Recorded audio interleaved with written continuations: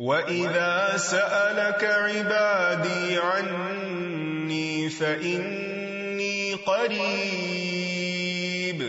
أُجِيبُ دَعْوَةَ الدَّاعِ إِذَا دَعَانِ فَلْيَسْتَجِيبُوا لِي وَلْيُؤْمِنُوا بِي لَعَلَّهُمْ يَرْشُدُونَ۔ نحمده ونصلي على رسوله الكريم، اما بعد فاعوذ باللہ من الشیطان الرجیم، بسم اللہ الرحمن الرحیم، رب اشرح لی صدری ویسر لی امری واحلل عقدۃ من لسانی یفقہوا قولی۔ السلام علیکم ورحمۃ اللہ وبرکاتہ۔ ناظرین، پروگرام دعا کیجئے کے ساتھ آپ کی خدمت میں حاضر ہیں۔ آج ہم انشاءاللہ آپ کے ساتھ گھریلو پریشانیوں سے نجات حاصل کرنے کی دعائیں شیئر کریں گے۔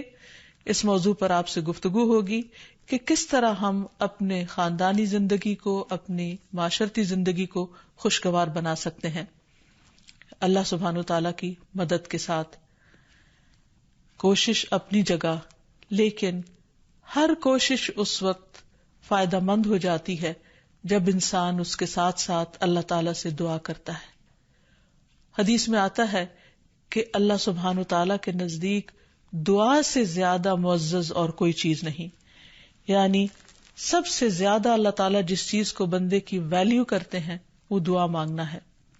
اسی طرح ایک اور حدیث میں آتا ہے کہ دعا کرنا افضل عبادت ہے، یعنی انسان جب اللہ تعالیٰ کے آگے ہاتھ پھیلاتا ہے، اپنے دل کی پکار اپنے رب کو سناتا ہے، تو دراصل وہ عبادت کی حالت میں ہوتا ہے اور ایک افضل عبادت کر رہا ہوتا ہے۔ اس لیے کثرت کے ساتھ دعائیں کرتے رہنا چاہیے، لیکن یاد رہے کہ دعا کرنے سے پہلے اللہ سبحانہ وتعالیٰ کی تعریف ضرور کی جائے۔ اس سلسلے میں تعریف کے بے شمار کلمات ہمیں احادیث کی کتابوں میں ملتے ہیں۔ انہی میں سے ایک آتا ہے کہ آپ صلی اللہ علیہ وسلم سے سوال کیا گیا کہ کون سا کلام افضل ہے؟ آپ نے فرمایا جو اللہ نے اپنے فرشتوں اور اپنے بندوں کے لیے چنا، اور وہ ہے سبحان اللہ و بحمدہ، سبحان اللہ و بحمدہ۔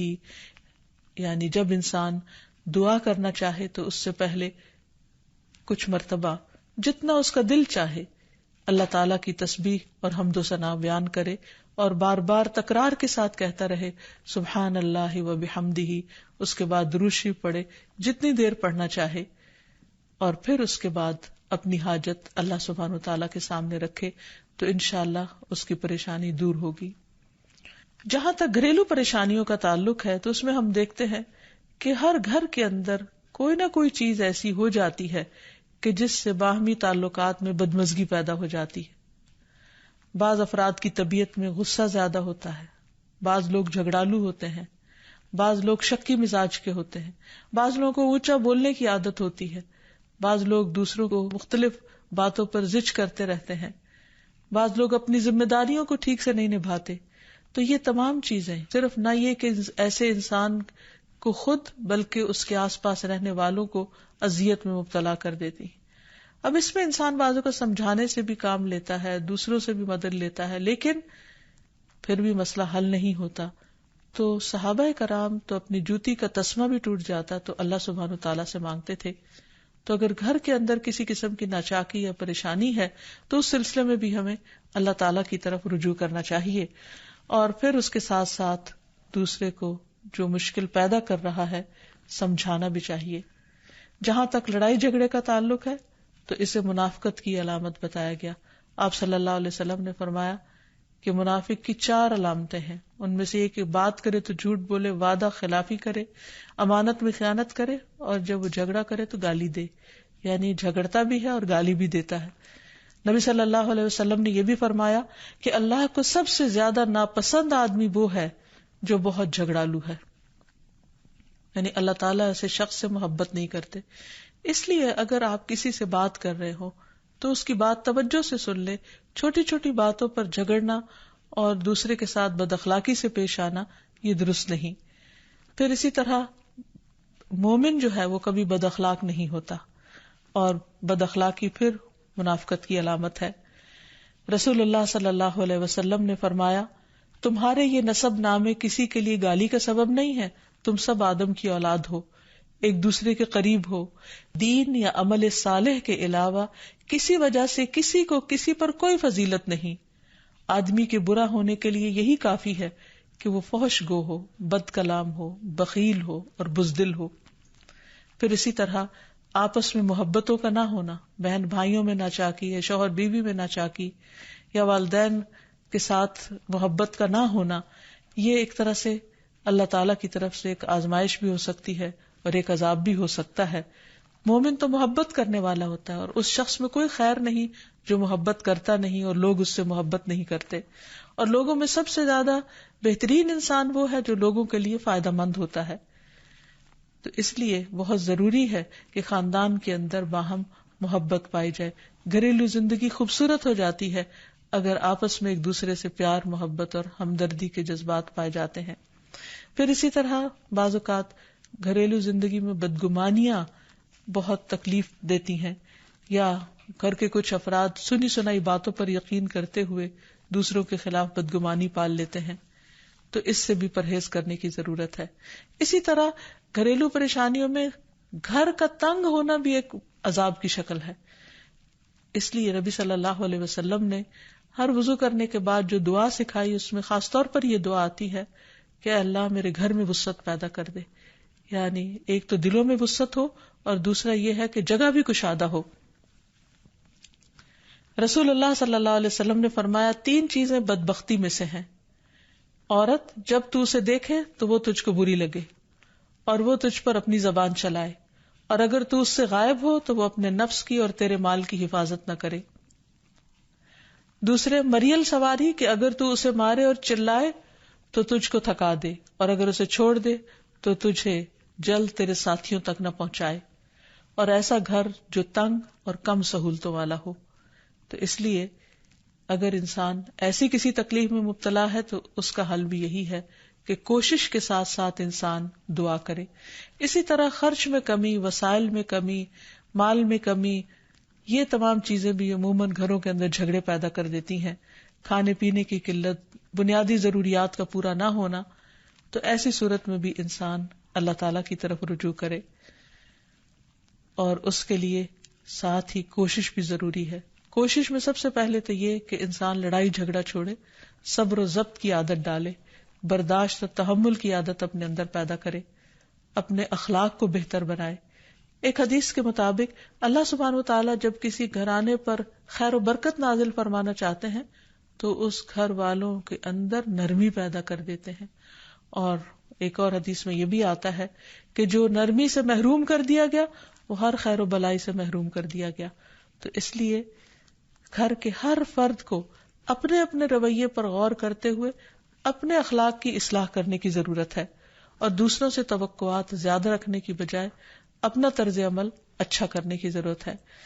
اور گھر والوں کے ساتھ بہترین ہونا نبی صلی اللہ علیہ وسلم کی سنت ہے۔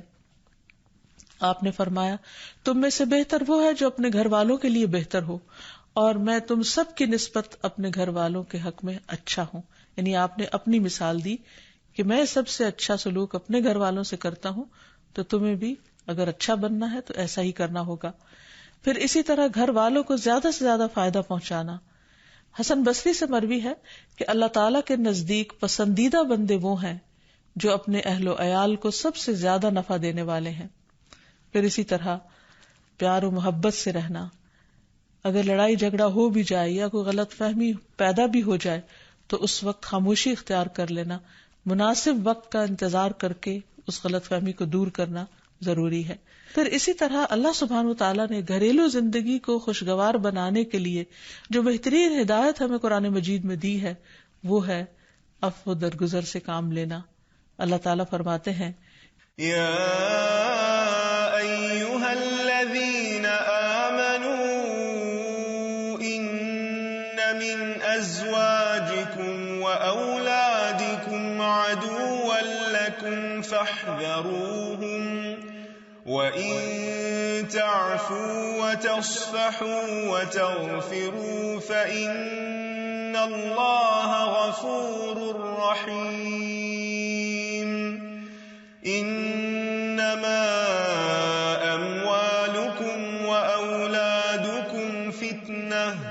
واللہ عنده اجر عظیم۔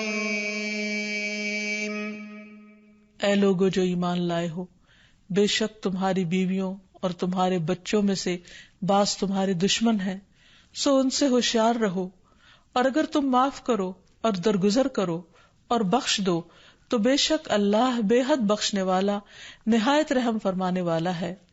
تمہارے مال اور تمہاری اولاد تو محض ایک آزمائش ہے، اور جو اللہ کے پاس ہے وہ بہت بڑا اجر ہے۔ واللہ عندہ اجر عظیم، اور جو اللہ ہے اسی کے پاس بہت بڑا اجر ہے۔ یعنی انسان کو بعض اوقات اپنی ہی بیوی یا بیوی کو اپنے ہی شوہر سے، اور بعض اوقات اپنے ہی بچوں سے یا اپنے ہی والدین سے دشمنی کا اندیشہ ہو سکتا ہے، اور وہ ایک دوسرے کے لیے مصیبت اور بلا ہو سکتے ہیں، لیکن ایسی صورت میں بھی انسان کا گزارا نہیں ہو سکتا جب تک ایک دوسرے کو معاف نہ کرے۔ زندگی کی گاڑی نہیں چل سکتی جب تک انسان دوسروں کے قصور اور غلطیاں ان سے درگزر نہ کرے، کیونکہ ہر انسان کبھی غصے کی وجہ سے، کبھی جہالت کی وجہ سے، کبھی جلد بازی کی وجہ سے، کبھی لوگوں کے اکسانے پر اپنے پیاروں کے ساتھ زیادتیاں کر جاتا ہے۔ تو ایسی صورت میں انسان اگر چاہتا ہے کہ اس کی زندگی خوشگوار ہو تو اسے معاف کرتے رہنا چاہیے۔ نبی صلی اللہ علیہ وسلم کے اخلاق کے بارے میں جب پوچھا گیا تو حضرت عائشہ کہتی ہیں کہ آپ طعن و تشنیع کرنے والے نہ تھے، یعنی طعنے نہیں دیتے تھے، یعنی اگر کسی سے غلطی ہو جاتی تو اسے بار بار یاد نہیں کراتے تھے، فحش کام نہیں کرتے تھے، بازاروں میں چیخنے والے اور برائی کا بدلہ برائی سے دینے والے نہ تھے، بلکہ معاف کرنے والے اور درگزر کرنے والے تھے۔ اور حقیقت یہ ہے کہ جو جس کے جتنا قریب ہوتا ہے، جیسے گھر والے ہیں، اس کی غلطیاں اور اس کی کمزوریاں زیادہ سامنے آتی ہیں، اور پھر وہ ریپیٹڈلی سامنے آتی ہیں، بار بار سامنے آتی ہیں، تو ایسی صورت میں معاف کرنا بھی مشکل لگتا ہے، لیکن پھر بھی معاف کیے بغیر گزارا نہیں۔ پھر اسی طرح یہ ہے کہ انسان اگر ہمیشہ دوسروں کا حق ادا کرنے کی فکر کرے تو اس سے بھی بہت سے جھگڑے ختم ہو جاتے ہیں۔ شوہر اگر بیوی کو حق دینے والا ہو، بیوی خوشی سے شوہر کا حق دینے والی ہو، بہن بھائی ایک دوسرے کے اوپر قربانی کرنے والے ہوں، ایثار کرنے والے ہوں، تو ایسی صورت میں گھر کا ماحول بہت خوشگوار ہو سکتا ہے۔ عورت کے بارے میں فرمایا نبی صلی اللہ علیہ وسلم نے کہ عورت اس وقت تک ایمان کی حلاوت نہیں پا سکتی جب تک کہ وہ اپنے شوہر کا حق ادا نہیں کرتی۔ اسی طرح شوہر کے لیے نبی صلی اللہ علیہ وسلم کا یہ اسوہ حسنہ بہترین ہے کہ آپ صلی اللہ علیہ وسلم اپنے گھر ہوتے ہوئے اپنے گھر والوں کے کام کاج میں ہاتھ بٹایا کرتے تھے، ان کی خدمت کیا کرتے تھے۔ جب نماز کا وقت ہوتا تو فوراً نماز کے لیے تشریف لے جاتے۔ آپ اپنے چھوٹے چھوٹے کام خود کر لیا کرتے تھے۔ یعنی اس سے بھی یہ پتہ چلتا ہے کہ خوشگوار گھریلو تعلقات میں دوسرے پر بوجھ نہ بننا ایک بہت اہم نقطہ ہے، کیونکہ اگر ہر انسان اپنی ذمہ داری خود لے لے تو دوسروں کے لیے وہ خوشگوار ہو جاتا ہے۔ پھر اسی طرح گھر والوں کو اگر کوئی غم، تکلیف یا پریشانی ہو تو اس موقع پر اپنے اختلافات کو بھول کر ان کی مدد کرنا، ان کی کیئر کرنا اور ان کی دلجوئی کرنا یہ بھی بہت ضروری ہے۔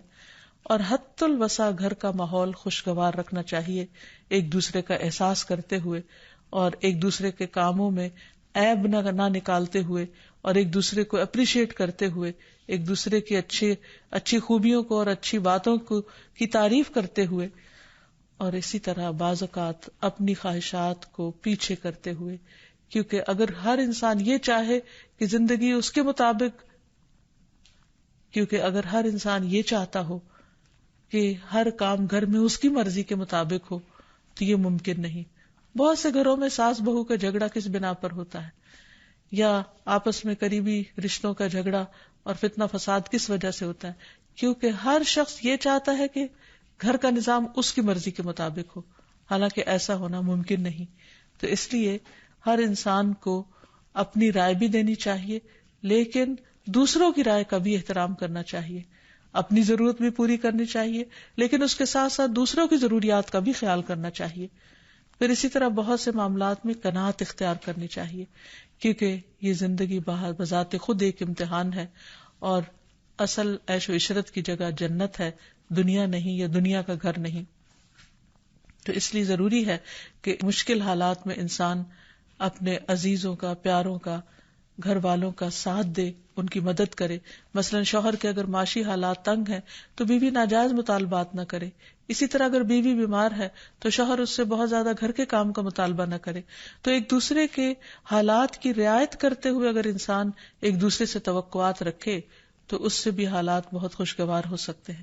اور پھر یہ کہ ہمیشہ دوسروں کی چھوٹی چھوٹی ایفرٹ پر ان کے لیے شکر گزاری کے جذبات ہونے چاہیے. مثلاً اگر کوئی آپ کو گھر میں پانی پلا دے تو آپ اس پر بھی شکریہ بولیں. ہم عام طور پر اگر گھر سے باہر کہیں ہوتے ہیں اور کوئی ہمارے ساتھ تھوڑے سا بھی احسان کا معاملہ کرے تو ہم اس کے احسان کو مانتے ہیں, لیکن گھر والوں کا احسان ماننا ایک مشکل کام لگتا ہے. تو اس لیے اگر ہم چاہتے ہیں کہ گھریلو زندگی خوشگوار ہو تو اس میں گھر والوں کے احسان کو بھی ماننا ضروری ہے. اور پھر چھوٹی چھوٹی اذیتوں کو بہت مینشن نہیں کرنا چاہیے, ان کا ذکر نہیں کرنا چاہیے, ان پر صبر کرنا چاہیے. تو جو شخص شکر اور صبر سے کام لیتا ہے اس کی زندگی لازماً خوشگوار ہوتی ہے. لیکن اس کے باوجود بھی اگر گھریلو زندگی میں تنگی ہو, تکلیف ہو, آپس کی ناچاکی ہو, دشمنی ہو, پریشانی ہو, بہت بے چینی ہو, تو پھر اللہ سبحانہ وتعالی ہی کی طرف رجوع کرنا چاہیے.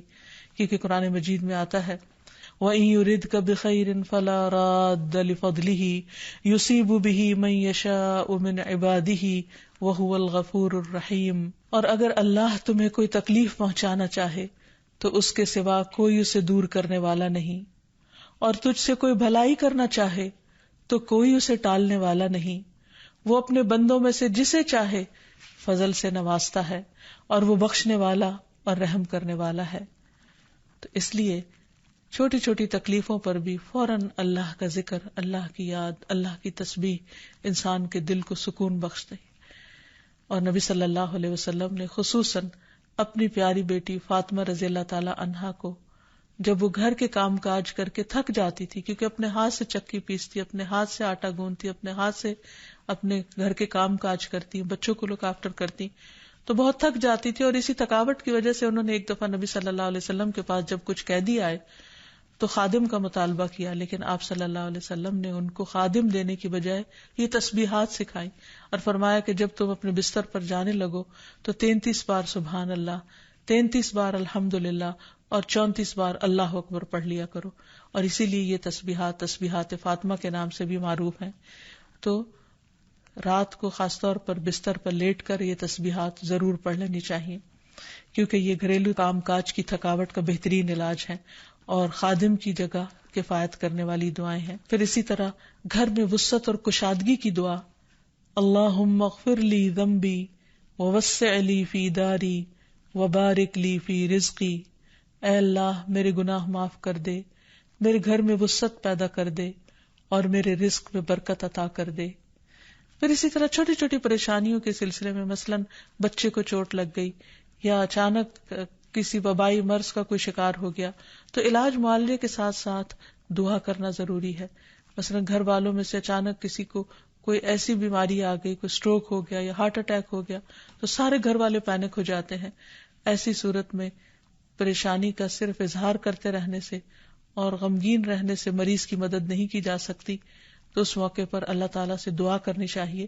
اور ایک بہت خوبصورت دعا جو نبی صلی اللہ علیہ وسلم نے حضرت اسماء بنت امیس کو سکھائی تھی کہ آپ نے فرمایا, کیا میں تمہیں ایسے کلمات نہ سکھاؤں جن کو تم پریشانی کے وقت پڑھا کرو؟ اور وہ کلمات ہیں اللہ اللہ ربی لا اشرک بہ شیئا, اللہ ہی میرا رب ہے, میں اس کے ساتھ کسی چیز کو شریک نہیں بناتی. اور آخر میں یہ کہ گھر والوں کی باہمی محبت اور الفت اور تعلقات کی بہتری کی دعا کرنی چاہیے جو پیارے نبی صلی اللہ علیہ وسلم نے ہمیں سکھائی ہے. وہ دعا ہے اللہم الف بین قلوبنا واصلح ذات بیننا واہدنا سبل السلام ونجنا من الظلمات الى النور وجنبنا الفواحش ما ظہر منها وما بطن وبارک لنا فی اسماعنا وابصارنا وقلوبنا وازواجنا وذریاتنا وتب علینا انک انت التواب الرحیم وجعلنا شاکرین لنعمتک مثنین بہا قابلیہا واتمہا علینا. اے اللہ ہمارے دلوں میں الفت پیدا فرما دے اور ہمارے آپس کے معاملات کی اصلاح کر دے, ہمیں سلامتی کے راستوں کی رہنمائی فرما اور ہمیں اندھیروں سے نجات دے کر نور کی طرف لے آ، اور ہمیں تمام ظاہری اور چھپی بدکاریوں سے محفوظ رکھ. ہمارے کانوں اور ہماری آنکھوں اور ہمارے دلوں اور ہماری گھر والیوں اور ہمارے بچوں میں برکتیں عطا فرما. ہماری توبہ قبول فرما. بلا شبہ تو بہت زیادہ توبہ قبول کرنے والا اور رحمت کرنے والا ہے. ہمیں اپنی نعمتوں کا شکر ادا کرنے والا بنا اور ان کی تعریف کرنے والا اور ان کو قبول کرنے والا بنا دے. ان نعمتوں کو ہم پر کامل فرما دے، یعنی ان نعمتوں کو ہم پر تمام کر دے. تو کس قدر جامع اور خوبصورت دعا ہے جو نبی صلی اللہ علیہ وسلم نے ہمیں سکھائی. گھریلو زندگی کو خوشگوار بنانے کے لیے ان دعاؤں کو پڑھتے رہنا چاہیے، یاد کر لینا چاہیے، قبولیت کے مواقع پر پڑھنا چاہیے. اگر زبانی یاد نہ بھی ہو تو دیکھ کر پڑھ لینا چاہیے، اور اگر ان کا ترجمہ نہ آتا ہو تو اردو میں پڑھنے میں بھی کوئی حرج نہیں. لیکن اللہ تعالیٰ سے مانگتے رہیے، کیونکہ ساری مشکلات کا حل صرف اسی کے پاس ہے. وآخر دعوانا ان الحمد للہ رب العالمین. السلام علیکم ورحمۃ اللہ وبرکاتہ.